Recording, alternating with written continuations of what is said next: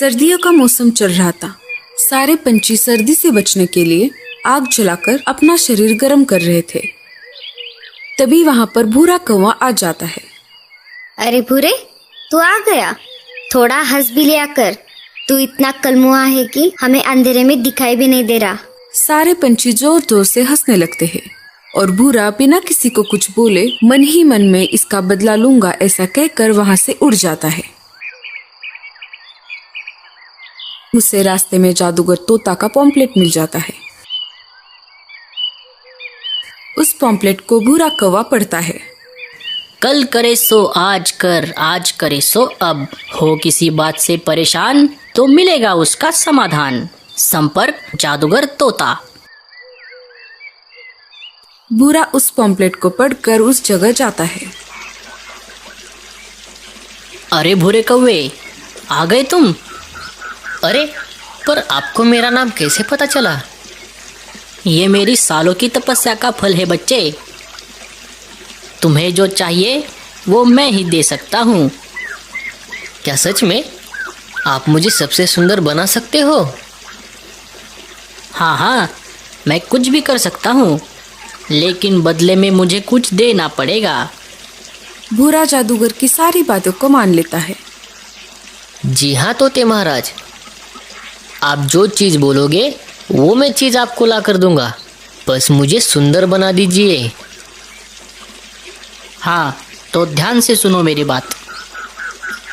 अगले अमावस की रात तक जितने पक्षियों के पंख इकट्ठा हो सके इकट्ठा करो और मेरे पास लेकर आओ।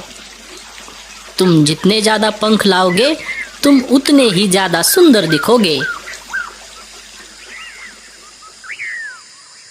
भूरा सुंदर दिखने के लिए कुछ भी कर सकता है और वो हर रात अगली अमावस्या तक पंछियों के पर चोरी करके जमा कर रहा था।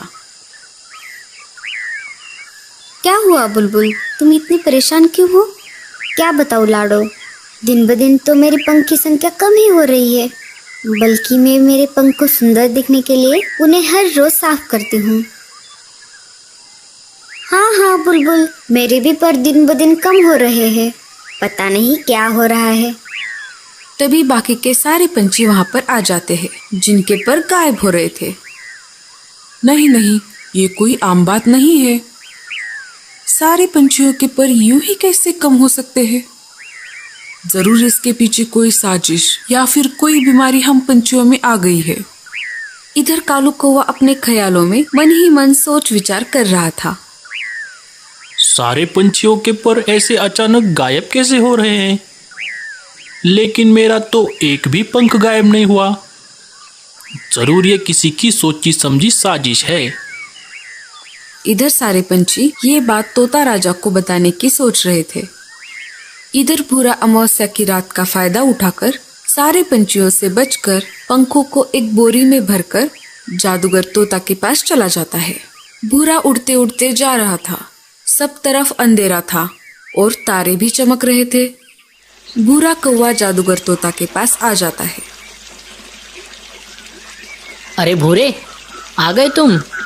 मैं तो तुम्हारा ही इंतजार कर रहा था।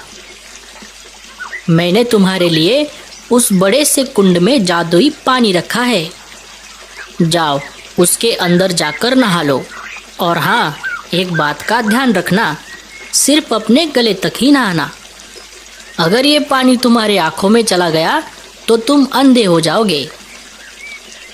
ठीक है तोते महाराज, मैं सिर्फ गले तक ही नहाऊंगा।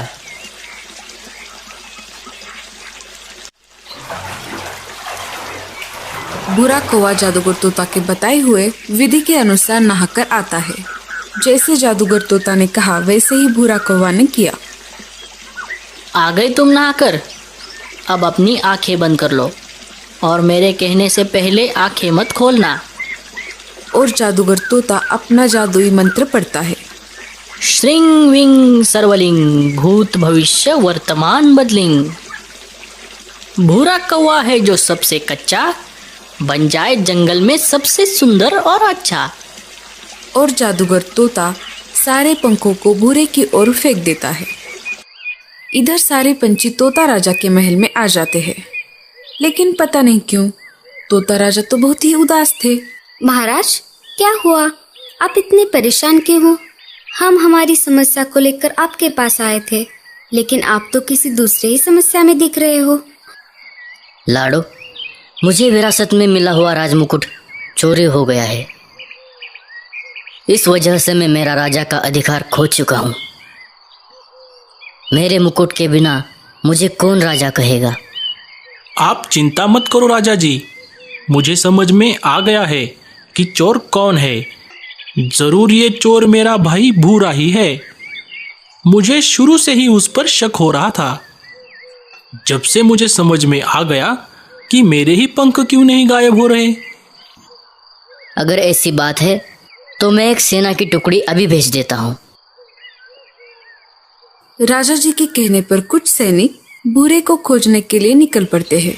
इधर भूरा अपने नए पंख से खुश होकर उछल कूद कर रहा होता है। अरे भूरे, जैसे मैंने तुम्हें सुंदर बनाया है, मैं तुम्हें तुम्हारे पहले रूप में भी ला सकता हूँ।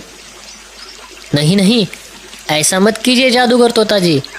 आपने जैसे कहा वैसे ही मैंने किया। मैंने चुपके से जाकर राजा जी का मुकुट चोरी कर लिया है। ये लीजिए। इतना बोलकर राजा जी का मुकुट जादूगर तोता को दे देता है। जैसे ही जादूगर तोता वह मुकुट पहन लेता है, राजा की सारी शक्तियां उसके अंदर आ जाती है। ऊपर से राजा जी के सैनिक आ रहे थे, वो उस जादूगर को देख लेते हैं। अरे राजा जी, आप यहाँ कैसे? आप इतनी जल्दी यहाँ कैसे आ गए? जादूगर तोता राजा जी का जुड़वा भाई था, जो कि राजा की तरह दिखता था और उसके अंदर एक अलग ही चमक आ गई थी। हाँ, मुझे अब मेरा मुकुट मिल चुका है। चलो, अब मुझे मेरे महल में लेके चलो।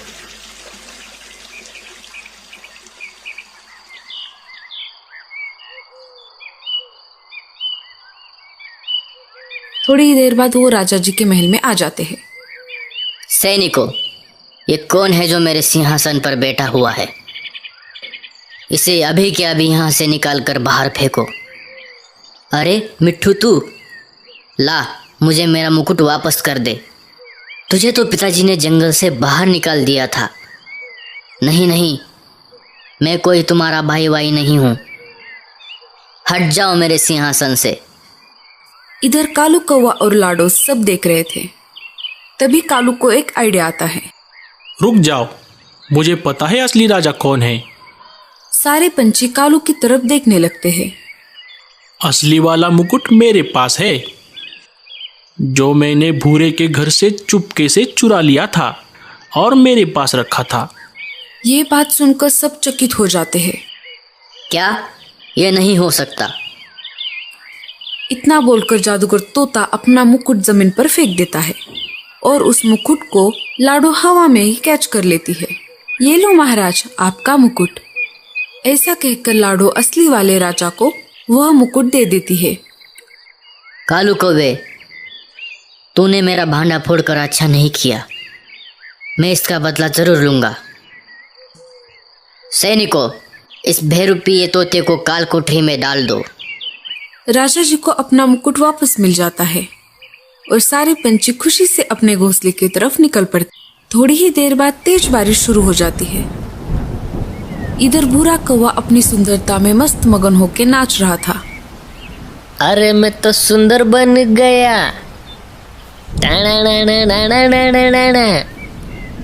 अरे ये क्या हो रहा है? मेरे सारे पंख ये नीचे कैसे गिर रहे हैं? मेरे सारे पंख निकल क्यों रहे हैं? अरे उस जादूगर ने तो मुझे फंसा दिया। ये तो ग्लू का पानी था। अरे उसने मेरे ही पंख लेकर मुझको ही चिपका दिए।